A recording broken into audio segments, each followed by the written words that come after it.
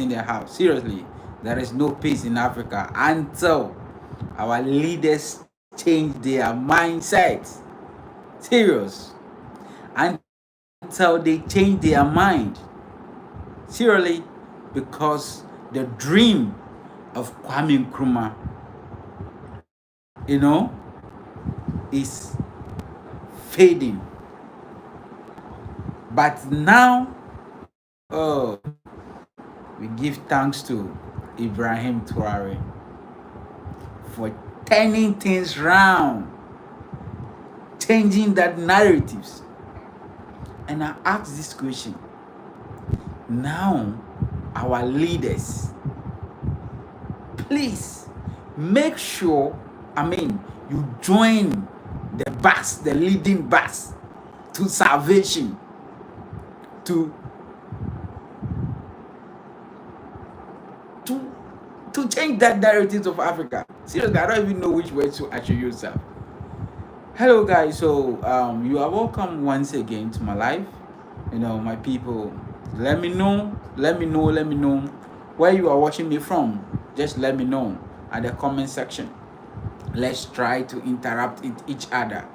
Your view, the current situation, like the current condition, the state of Africa now. What is your take about it? I'm sure you really want to ask that question that you want to ask.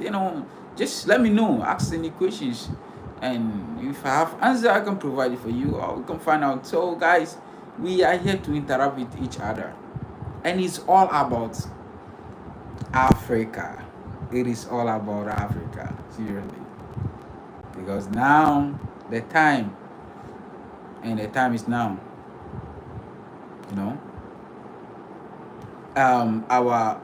Our leaders, that's like at the time, like you say in the 20th centuries. Now we are in 21st centuries. So African leaders of 20th century have actually did amazing work. Seriously, they saw the future of Africa, and they are trying, like they did their best to save Africa or to unite Africa. But unfortunately, the imperialists saw the agenda and they hijacked it. They hijacked their agenda. Kwame Nkrumah, Patrice Lumumba. I can remember when there was a time, there was a Casablanca group. Yes, Casablanca group. But at that time, I think they don't really understand the vision of Kwame Nkrumah. Oh yes, because I see Kwame Nkrumah as a prophet. He is a prophet, because anything that he said have come to pass. Let me know what is your view about this, like about Kwame Nkrumah and the initiative, like the plans, the vision that he have for Africa, and things that he said, if it have come to pass. He really warned us about the imperialists. They are always a step ahead of us. Before, if they stop one another, they have different agenda. After the Second World War, at that time, all the African countries are agitating for independence. They were actually agitating for independence. And in 1957, Ghana gained independence. And in 1960s, a lot of African countries get independent. 1961, and then that time, Kwame Nkrumah was like, no, we need to unite. But they didn't listen to him. They didn't listen to him at all. They didn't listen to him.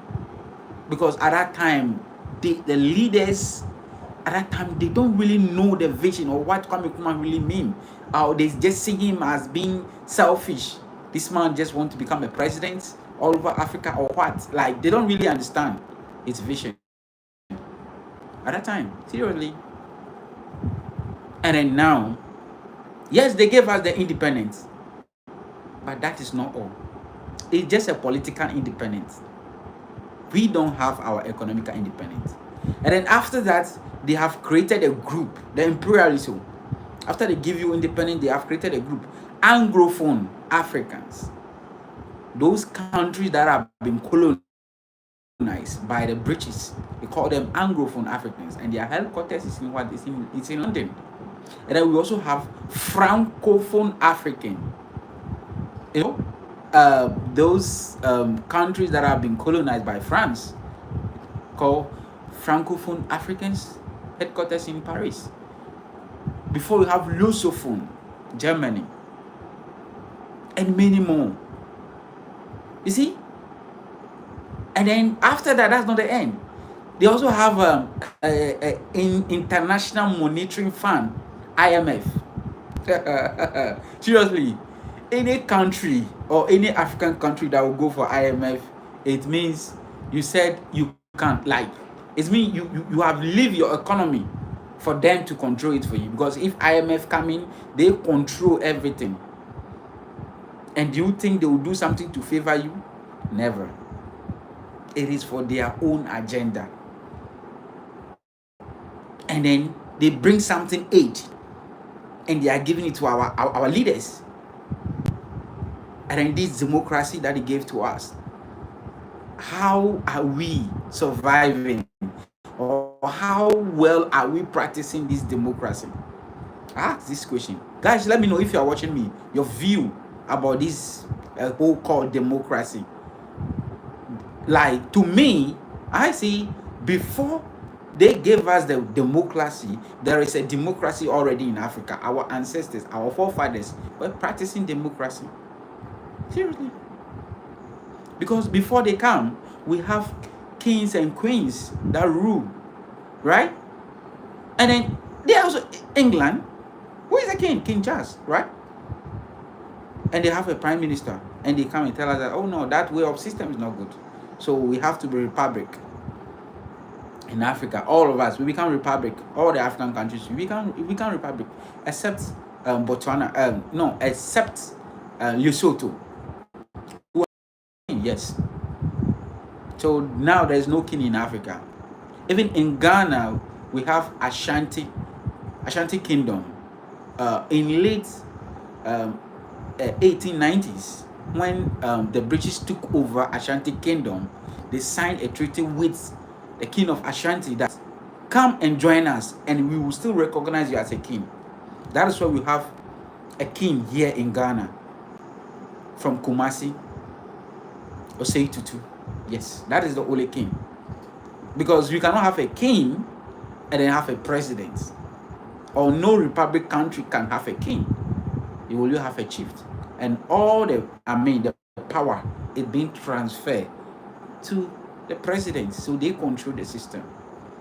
And we call it democracy. So each and every year, another person will come and then another person will go. But I want to ask you this question. I don't know. I want to ask you this question on all the political parties that we are having in Africa. Who sponsor all these political parties? Because in my personal research in Ghana that I live, most most of our political parties, like the leading one are NDC and NPP, and these foreign companies. And Ghana, 67 years of independence, we've been receiving aid from US, from France, from British. But what do we do with that money? Where is the money go? You see? So they make us become very corrupt in a way that they can control us. And that have been the system, or that have been the nature of the continent. So because of that, what the continent produce, the people doesn't enjoy it. They just put one man in power, and that one man, they'll just bribe that person, and then at the end of the day, and this have been going on in Africa, on and on and on and on and on and on, and there is nothing better, seriously. But now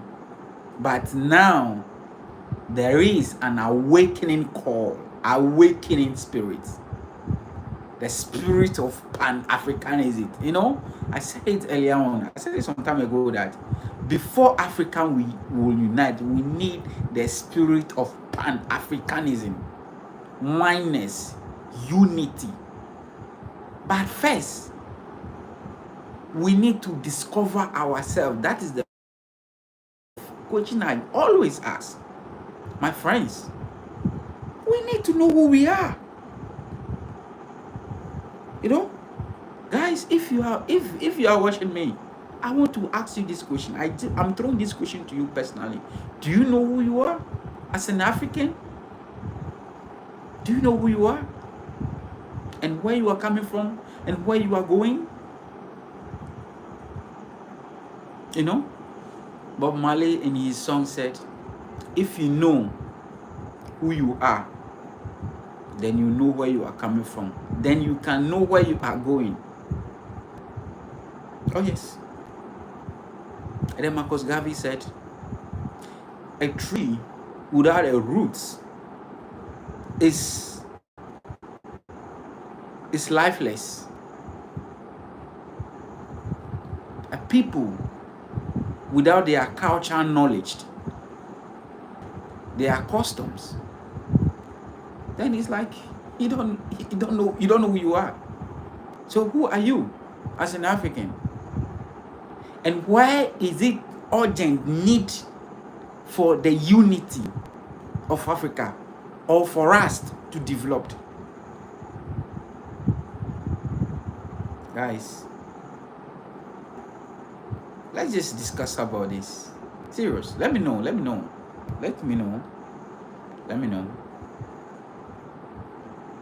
It's time for Africa, and the time is now.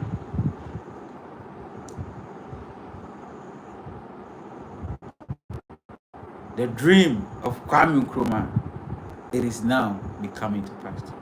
And then we have one man who held on the steer.